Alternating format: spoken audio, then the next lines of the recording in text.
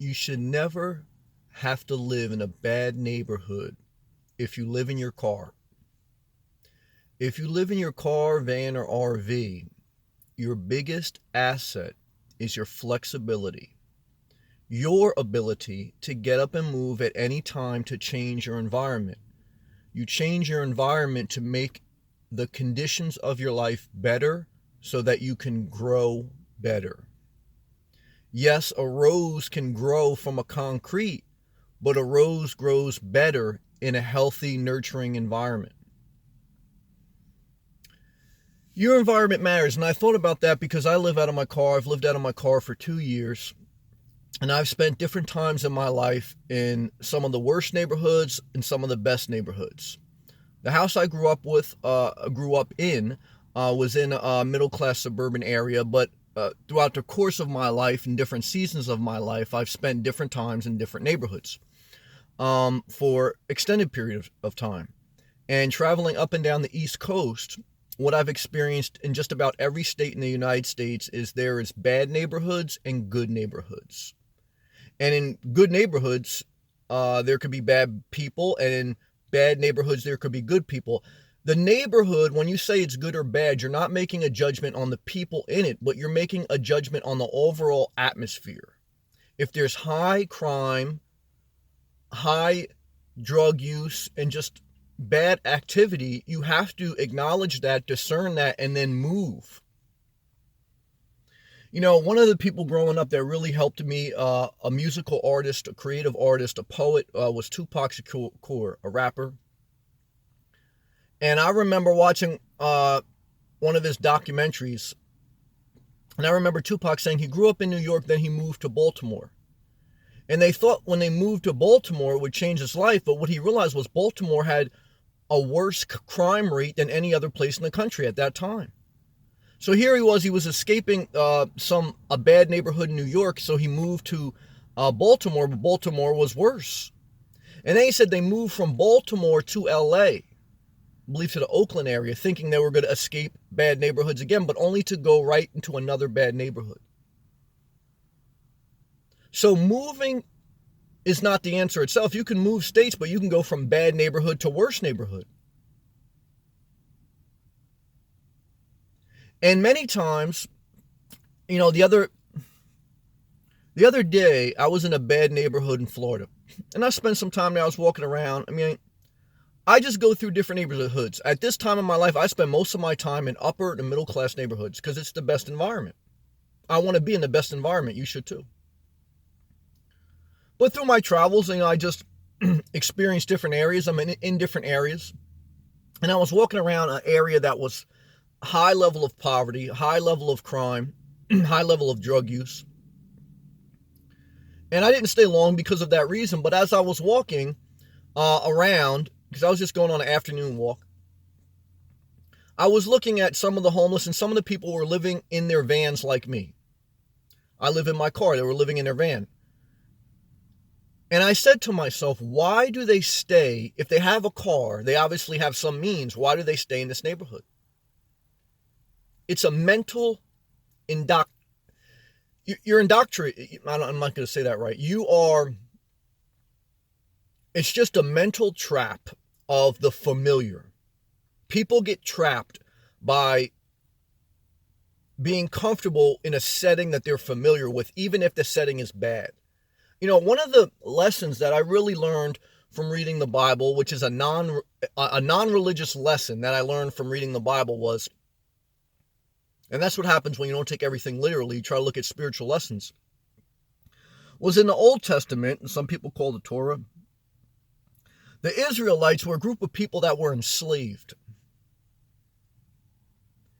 And on their quest for freedom, they left a certain land and they went into the wilderness to try to find another land that they were free in. They were leaving a bad neighborhood and they were trying to find a good neighborhood. But on their journey to the promised land or to the good neighborhood, many of them complained that we want to go back to the bad neighborhood. We know it's bad, they said, but at least we know what to expect. It's familiar. We know we'll get a meal a day. We'll know we'll get this. If we're out in a different land, we could starve. We don't know. It's too unexpected. We have to adapt too much. And there was huge contention among them. Fights broke out because of that. Half wanted to go back, half wanted to go forward. In your life, half of your friends will want to go back. Maybe some will want to go forward. Maybe some won't. You can't go back to a bad neighborhood just because it's familiar. You know the people, you know the environment, you know the terrain, you know the ins and outs. That's a poor excuse for making a bad choice. There is no excuse when you live in your car. You have the ability to get up and go. And you're going to always need a job. And even if you're living on some type of program, where, you collect money for, whether it's a disability, whether it's a welfare program, whatever it is, you have some means that all you need to do is fill your gas tank and get out of there. And, even if you worked in a bad neighborhood, you should work there and then you should leave. Why? Because you have to put yourself, as an adult, you have to put yourself in the best environment to grow. A rose can grow from the concrete, but a rose grows better in a garden with nutrients and sunlight. So a rose would only grow from the concrete if it had no choice. And when you're young and when you grow up in a certain area, when you're not an adult, when you don't work, you don't have a choice. You got to do what you got to do. And I've been there and I understand. And different people have different testimonies. But what I'm trying to say is you have to get away from the mindset of you're staying in a bad neighborhood because it's familiar. Unless you want to. If you want to, do you. But it's a life observation. I said to myself the other day, I said, I'm living the same exact way as some of the people in this bad neighborhood as far as in their car. Why don't they leave? This neighborhood is obviously, it's not a healthy environment. And I think it's just a mental thing. Just the same reason, like I know a lot of people grow up in the suburbs, they never leave. Like I'm not trying to say like they should leave the suburbs, but what I'm trying to say is like they grew up in a certain town, okay? And so when they became an adult, they got a job in that town, they bought a house close to their family members, and they just continued a trend of living in that area, not because necessarily it was an area they liked, it's just that's all they knew. So it can happen in good neighborhoods too, as far as like just a mental indoctrination. That's the kind of word that I was looking for. It's like, it's just a way of thinking that you become trained to because it's what you're used to. And what you're taught, oh yeah, when you become an adult, you get your own house, you live by your in-laws, you do this, you do that. You have to learn as an adult, you think for yourself, you live for yourself in one sense of speaking, put that in context. And, I talked about that a little bit last night on my live feed. Every night I go live on YouTube, but I wanted to make a video to document that. And even like you said, well, Sam, you're a single person. It's easy for you to say. I say, well, if you were married, I remember another movie that inspired me was The Pursuit of Happiness with Will Smith. And I remember when he was, now that was blown up a little bit because it's Hollywood, but it's based on a true story about a single father who was raising a son. And they had got to a point where they were very much in poverty and they were living on the streets. And I remember them interviewing, I believe the real life son after the movie came out, and he basically said, look, when we were in poverty and we were running around, I don't remember like it being bad as far as us living on the street because I remember my father always being with me. I remember watching news reports when the economy was in a great recession and people were living out of their cars, and the news was saying, I can't believe people are living out of their cars. And they were interviewing kids. It was like a wife, a father, two kids like living in like an RV. And they say, don't you guys like feel so bad about life and this and this and that? And they go, no, I mean, we make the most of each day. Each day is an adventure. So you can easily live on the road or live in a non-traditional way. And, even if you had a family, if there's love, if there's a good environment, if there's a good neighborhood within your car, within your RV.